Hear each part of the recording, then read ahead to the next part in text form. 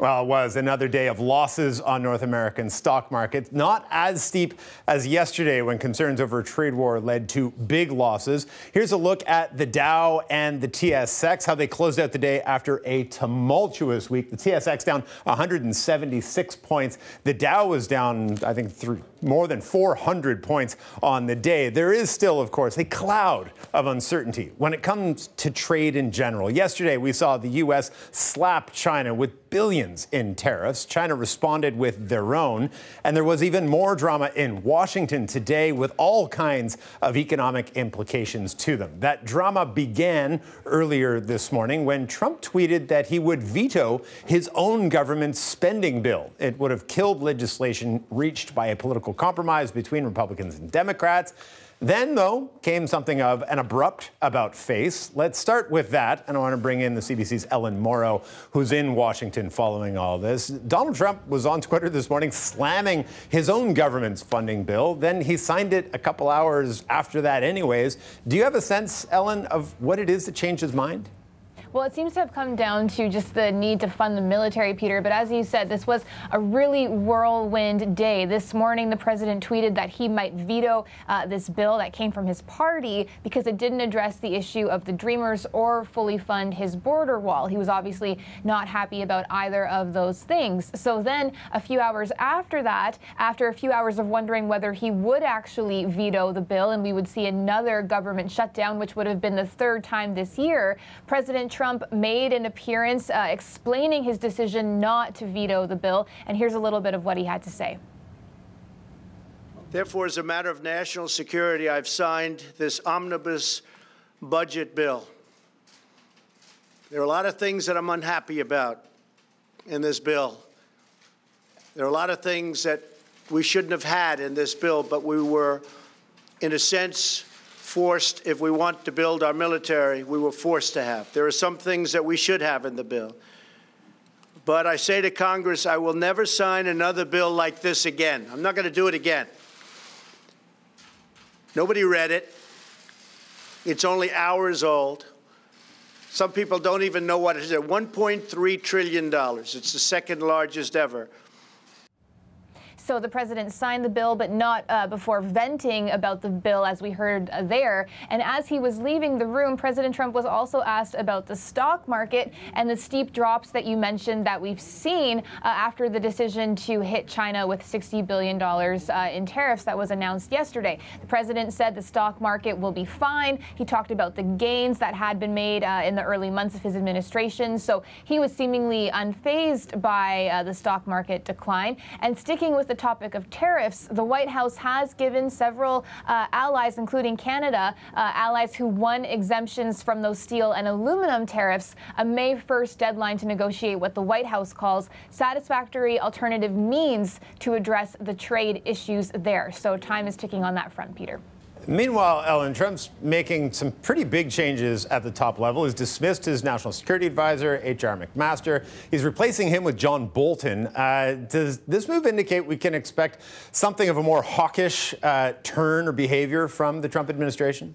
Well, that's certainly very possible, and that's what the speculation is. John Bolton is known to have hawkish views, especially when it comes to some of the biggest geopolitical challenges facing the U.S., particularly the situations with North Korea and Iran.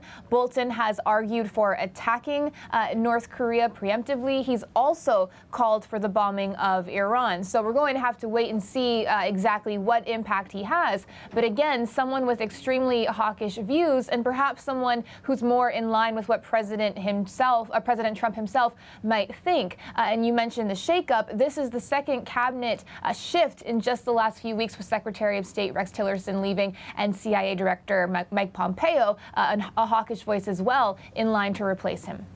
All right. Great reporting. Thanks for this. The CBC's Ellen Morrow in Washington.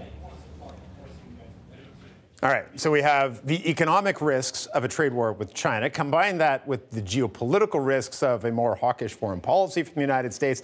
the potential for disruption, frankly, feels like it's everywhere. To help us get a better handle on those risks, let's bring in Carl Schmada, Director of Global Market Strategy at Cambridge Global Payments.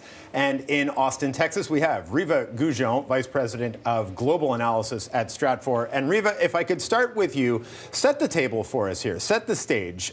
You factor in all that stuff that Ellen was just talking about, the political changes, the threat of a trade war, a more hawkish sort of person in the White House advising the president on foreign policy. How real should we be considering the geopolitical risk right now? Where to begin? All right, well, let's start on the trade issue. So, of course, these are big trade moves, and the intent of this White House is to essentially act first, talk later, whack China over the head with these big tariffs, and then see what you can extract from a negotiation. And so that's what we see with the Section 232 tariffs on metals. We see it with the 301 moves and forced, investment restrictions on when we look at China's technology transfer violations, and so there's still more to come there. At the end of the day, though, what was announced with the 301 tariffs is still pretty significantly scaled back from what was rumored earlier. So there is a focus on strategic sectors, high-tech areas that China is trying to focus on to outcompete the United States eventually, so not broader consumer products that would impact the U.S. consumer more directly. Yeah, and so, China is going to retaliate. It's already announced its intent to retaliate with 25% in tariffs on pork and aluminum, and then following up with 15% on tariffs and things like wine and fruit and steel pipes and ginseng. But those are in response to those metals tariffs. They're going to hold out for follow-on responses to the 301 tariffs, but it's still proportional. And that's the key thing here is China doesn't want a trade war. And typically in these global trade norms, you have, the first volley and then the response and then a ceasefire. So I think the real question there is if this actually escalates into a trade war, is if the U.S. then responds to China's retaliation, then we're in a much more serious place. Other than that, this is heightened trade friction for sure, but it's not necessarily the worst case scenario of global trade war, dismantling of the WTO, et cetera, et cetera. Okay, you're looking on your screen there. You could see the TSX was down, the Dow was down. I think we have a chart of the Dow on the week that we can put up because I think it tells a broader story. Let's look at this, the 5-day chart. You can see precisely where the tariff announcement came and how things dropped off. Since Wednesday at 2 p.m., Carl, the Dow Jones Industrial Average has fallen nearly 1,400 points. Right. Now, we talk about where we all stand in terms of concerns of geopolitical risk. You wrote a note to clients today saying, sure, there's a lot of noise, a lot of rhetoric, but if you actually follow the money, there's maybe a little bit less to be concerned about. Yeah, I think the issue here is that you're seeing a bit of an overreaction in markets. Markets have really sort of bought into that narrative that we have a global trade war underway. And very much to Riva's point there, the reality is that the measures announced thus far are a rounding error on the overall trade deficit, and they're unlikely to, unleash the sort of second round consequences that could lead us into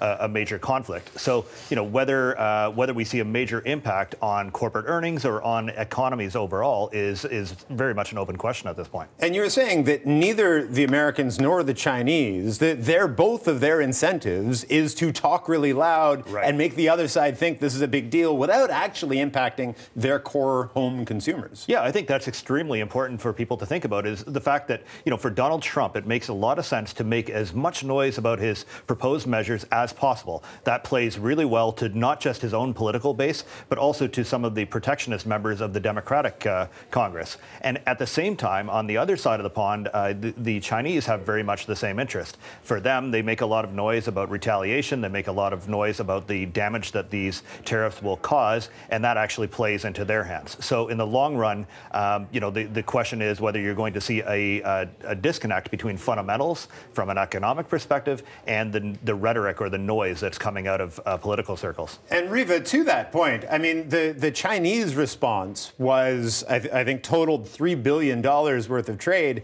out of like $157 billion of U.S. exports into China every day. Are they telegraphing something by targeting such a small amount out of the gates at the very least? Well, I think we have to remember the nuance around that. That response is the first response and directly to the 232 tariffs on steel and aluminum. And so that was a very proportional response, right? And so then they are threatening further steps. They're really holding out, for example, on soy, which they know is a very politically sensitive area for the U.S. economy. So I think they're holding out for responses like that in response to the 301 tariffs on those strategic technologies sectors. When I was reporting out of the Middle East, people used to remind me all the time that the thing to watch for is that wars often start by accident. Does that same axiom apply to trade wars, Riva?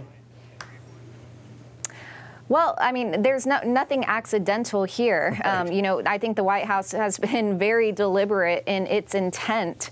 And, this is where you do have to look a bit more at the personalities in play. Of course, Trump has, when negotiating with the EU, for example, when the EU said, well, we're going to respond with tariffs on American products, if we're not exempted from the metals tariffs, and Trump said, well, then we're going to respond again. And then, yeah, that would be a trade war scenario. But then you look at guys like Larry Kudlow, who is replacing Gary Cohn as Trump's chief economic advisor, and he's been very nervous about tariffs overall, but sees the logic in this as a negotiating strategy to bring China to the table, to get the Europeans and the Japanese to coordinate action at the WTO to tackle the issue of overcapacity head on. And that does seem to be having that effect.